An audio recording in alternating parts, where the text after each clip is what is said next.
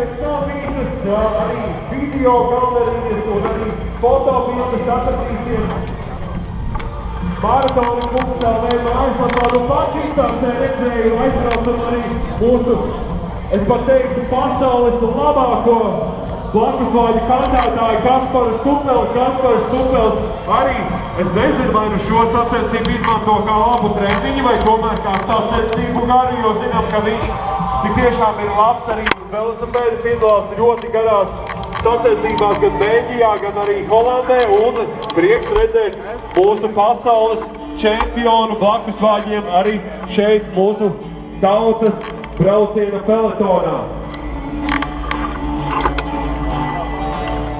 Nu redziet, arī īpaši piemeklēta Toma Grēviņa dziesma Kalniem pāri. Jāpārvar jums būs tas kalns.